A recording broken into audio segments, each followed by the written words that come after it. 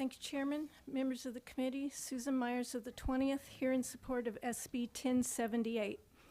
Following the unprovoked stabbing of a pregnant couple on a St. Louis Metro bus on October 27, 2025, I decided to sit down and pen an op-ed on the issue of Missouri's public transit carry ban and how it unfairly targets and infringes upon an entire class of people, those who rely on transit.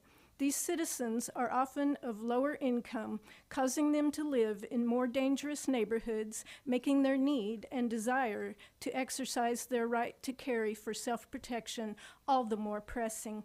In the rebuttal letters that followed, a prevalent theme ran consistently throughout all of them. We mustn't escalate the violence. Self-defense is portrayed as a selfish act that receives more pushback than the initial criminal act. Concealed carriers who act in self-defense have been managing quite successfully to do so without injuring others, proven by the fact that were it not the case, we'd be hearing about it constantly in the media. The truth is, over 81.9% of all defensive gun incidents play out with no shots fired. No one has the right to expect a fellow human to be okay with not being allowed to protect themselves with force if that's what it takes. And for the state to be the one mandating victimhood for the safety of the other passengers is outside the bounds of decency. That we should all be sweet little Irenas. Remain quiet. Don't make a fuss or try to involve others.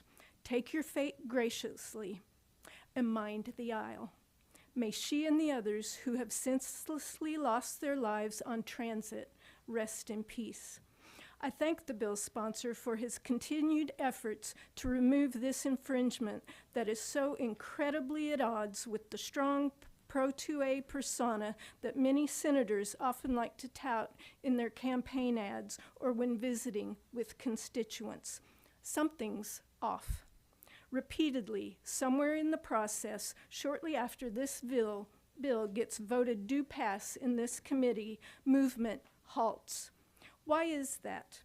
After a decade, it's time someone in Senate leadership, if unwilling to expend the political capital to get this done, should at the very least provide an explanation as to why urban, lower-income Missourians who rely on transit deserve fewer Second Amendment rights than the rest of us.